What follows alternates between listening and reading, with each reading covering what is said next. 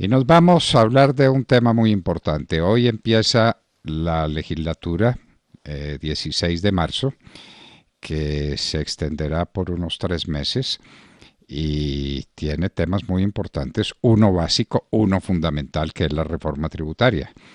Senador Ciro Ramírez, por el Centro Democrático, Generación del 14, muy buenos días. Doctor Fernando, muy buenos días, un saludo a todos los oyentes y gracias por la invitación. Bueno, senador, nos equivocamos con que el tema más delicado y más grave que tienen ustedes los congresistas entre manos será el de tratar la reforma tributaria que empezará por la Cámara de Representantes, ¿no? Si es que la Constitución no la han modificado en ese sentido. Doctor Fernando, sí, usted lo ha hecho muy bien, comienza por la Cámara de Representantes, pero como las últimas 5 o 10 reformas tributarias siempre llevan mensaje de urgencia, usted recordará que se hacen comisiones conjuntas económicas. Entonces comenzaremos las comisiones económicas a debatirlas de manera conjunta y después pasará a plenarias tanto de Cámara como de Senado. Lo que se nos ha dicho, o lo que hemos oído por los medios de comunicación, es que será radicada después de Semana Santa. Estaremos atentos a conocer el texto, pero algo muy importante que hay que destacar a los oyentes y es que el día de mañana, miércoles, se dará a conocer el informe de la Comisión de Expertos sobre las exenciones. Ese informe, o esa comisión que fue creada por la Ley de Crecimiento en diciembre del 2019. Eso nos dará, digamos, una luz y una orientación, una hoja de ruta para seguir el debate y la discusión de las exenciones en Colombia, que son alrededor de 93 billones de pesos, el 75% en IVA y el restante en impuestos. Así que yo creo que es un tema a tratar, fundamental, además de asegurar la sostenibilidad fiscal, pero sí tengo que destacar y tengo que anotar que no aprobaremos nada que afecte a los colombianos más vulnerables, ni sobre todo a la clase media productiva que ha sido la más afectada en medio de esta pandemia. Y pues tema fundamental, el tema de la comida. Ya tenemos unas declaraciones del presidente diciendo que no va a afectar, la reforma tributaria no va a afectar los elementos básicos, huevos, leche, carne, pollo. No habló de lo que es básico para el pueblo, las papas y el arroz, los cereales. Es que la cosa es grave, porque parece que de ahí vendría la parte más gruesa de unos ingresos adicionales que necesita el Estado para sobrevivir y para que nos economicemos nada menos que la pérdida de la calificación con el grado de inversión que tenemos en este momento. Ustedes que son el partido de gobierno es el Centro Democrático, no tienen noticias, no han tenido oportunidad de discutir este tema con el ministro Carrasquilla y con el presidente Duque. Hemos estado atentos a una reunión, no lo se ha podido tener, a la espera de la presentación del informe de la Comisión de Expertos, y cuando tengamos ese informe yo creo que tendremos, digamos, una hoja de ruta para poder discutirla de manera personal con el ministro de Hacienda o con el presidente de la República. Hasta ahora no hemos tenido esa reunión. Lo que sí queremos dejar nosotros, y lo hemos dicho por diferentes espacios de opinión, es que no aprobaremos nada que afecte temas sensibles y ciertos productos de la canasta familiar, o sobre todo afecte a la clase media productiva, que es la que hay que proteger y fortalecer en estos momentos. Lo que sí tengo que decir, doctor Fernando, hay de dónde, digamos, dar el debate. Por ejemplo, ¿por qué no prorrogar el impuesto de renta o ese sobreimpuesto de renta que se creó en la ley de crecimiento al sector financiero? ¿Por qué no prorrogar o suspender los efectos del descuento del IVA y del ICA a la compra de bienes de capital? Yo creo que son momentos que de pronto se requiere más asegurar la sostenibilidad fiscal del país que dar estas exenciones, o prorrogar un poco la impuesto a los altos patrimonios 1 o 2 años más, o también, ¿por qué nosotros no podemos también hablar de mantener ciertos impuestos o exenciones que se han dado en la ley de crecimiento, que por ejemplo ha sido la disminución de la renta corporativa, congelarla en el 33% unos años más? Yo pienso que hay de dónde dar el debate, doctor Fernando, sin afectar bienes sensibles, sin afectar a sectores de la población muy sensibles en este momento. Sabemos que esta pandemia llevó a millones de colombianos nuevamente a condición de pobreza o condición de vulnerabilidad. Lo que sí también tenemos que decir es que con los nuevos ingresos que vayamos a crear, también tenemos que tener algo muy importante que decir, doctor Fernando, y es la austeridad. El gobierno nacional, el ejecutivo, se tiene que también amarrar el cinturón, porque no es sano que mandemos un mensaje a que vayamos a subir impuestos a los altos ingresos o prorrogar congelar ciertas exenciones, y el gobierno no dé mensajes de austeridad, de congelar el gasto público. ¿Por qué no podemos nosotros, por ejemplo, doctor Fernando, y aquí se lo digo a usted, elevar esto a la Constitución, congelar el aumento del gasto público, a excepción del SGP, ciertos temas muy sensibles, elevarlo a la Constitución para dejar bloqueado ese aumento del gasto público, a veces ese aumento burocrático sin ningún sentido, por unos 10 años? Yo creo que es un mensaje importante a los colombianos y un mensaje de que también podemos hablar de aumentar impuestos, pero también que el gobierno se está amarrando el cinturón. Yo creo que es un mensaje, y cualquier discusión de reforma fiscal tenemos que hablar de redistribución del ingreso. Y hablo de dos temas sensibles. Uno, austeridad, amarrarse el cinturón el gobierno nacional, y dos, también fortalecer políticas tan importantes y tan exitosas como la que hemos nosotros venido hablando, el Centro Democrático, que es el ingreso solidario. Se ha dicho tanto por Fedesarrollo, el marco fiscal de mediano plazo también lo ha demostrado, cómo se mitigó el impacto de la desigualdad de ingresos en medio de esta pandemia, y sobre todo en el decil más bajo de la población, casi en un 90%. Eso quiere decir que ha sido exitoso para que los colombianos más afectados, más vulnerables, no hayan tenido tanto impacto en sus ingresos. Eso son políticas exitosas. Yo pienso lo que hay que hablar es cómo articular toda la política social en Colombia y focalizarla mejor. Son retos que tenemos, y retos que se tienen que hablar también en una reforma fiscal, porque no podemos hablar solamente de tributaria, porque lo que tenemos que hablar es el fondo, redistribuir el ingreso a través de estas herramientas como modificación de impuestos. Bueno, mi querido doctor Ramírez, es que esto no es fácil. Y no es fácil porque el exceso de gastos y la falta de recaudo nos condujeron a una situación fiscal que es insostenible. El déficit fiscal es inmenso. ¿Cuál es el cálculo que ustedes tienen y cuál es el cálculo sobre el que hay que trabajar para corregir una situación que las calificadoras de riesgo no toleran más? Doctor Fernando, desde el año pasado se ha venido hablando que en el 2018, cuando el presidente Duque, este gobierno, asumió la administración, asumió el poder, se tenía más o menos un déficit de 53% de deuda sobre el PIB.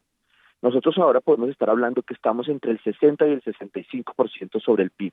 Y yo pienso que eso empieza a asustar a las calificadoras, y nosotros no podemos llegar al 7 de agosto del 2022 entregando el poder siendo irresponsables, porque la fácil sería entregar el poder al siguiente gobierno y decir, háganle ustedes y miren a ver qué hacen para asegurar la sostenibilidad fiscal, sobre todo con ingresos recurrentes. No, porque aquí pues la fácil nosotros tapar huecos con la venta de ISA, que nos van a entrar 12 billones de pesos, o de pronto que esté mejorando el precio del barril, que está llegando a 60, 70 dólares el barril. No, yo pienso que aquí es la responsabilidad del presidente Duque y la seriedad de entregar un gobierno con la sostenibilidad fiscal.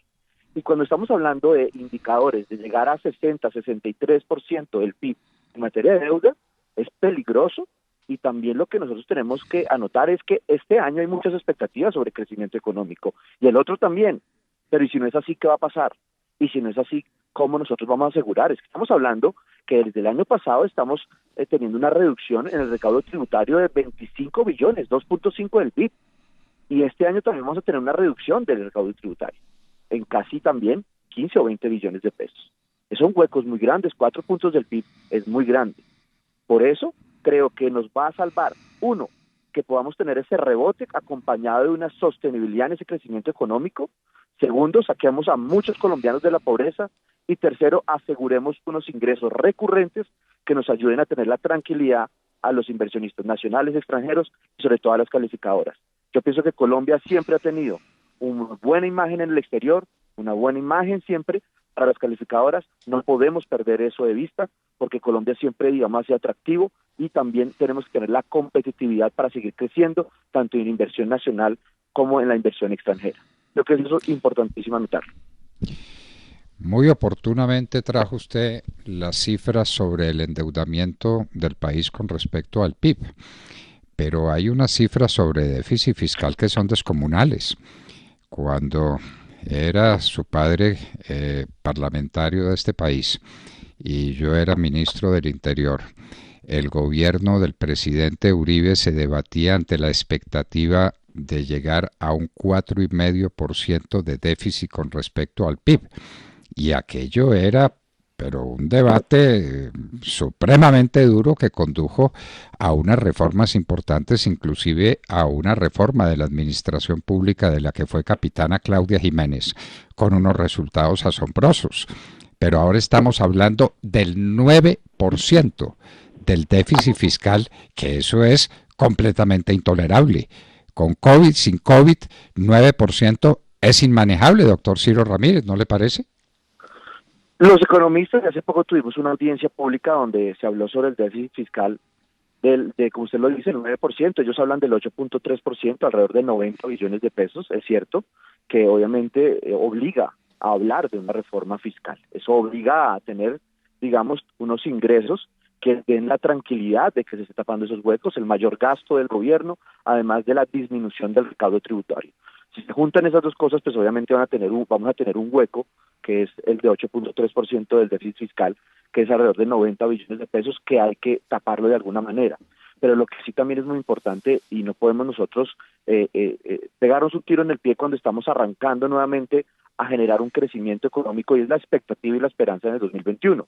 Cuando nosotros hablamos de una reforma fiscal, no podemos ahogar el sector productivo, ni podemos ahogar la clase media productiva, que es la que tenemos que agrandar y que tenemos que fortalecer y promover. Entonces yo pienso que tenemos que tener mucho cuidado con esta reforma fiscal en un momento en que los colombianos se están recuperando. Y no podemos desincentivar también la creación de empresas. Se han tenido programas y políticas exitosas como la ley de emprendimiento, la ley de turismo, el mayor gasto público que el presidente le ha llamado el gran compromiso con Colombia, que es una inversión de alrededor de 150 billones de pesos, que ese mayor gasto público debe generar también una inyección de recursos que puede tener como consecuencia un crecimiento económico. Así que todas estas herramientas deben tener mucho cuidado y articularse muy bien con esta reforma fiscal, porque si tenemos un déficit fiscal de 8,3%, pues tenemos que tener mucho cuidado de poder tapar esos huecos sin tampoco frenar ese crecimiento económico, porque no estaríamos haciendo nada.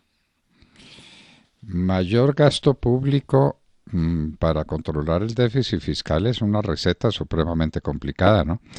Usted puede tener una política keynesianista, la puede tener, y entonces llegar a la conclusión de que para estimular la economía se necesita una gran cantidad de gasto público como el que usted anuncia.